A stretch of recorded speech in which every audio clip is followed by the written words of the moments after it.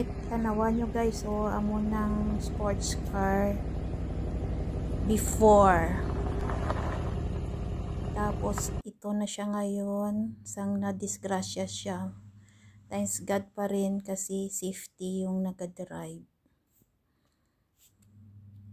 Ingat hinablo sa pag-drive next time.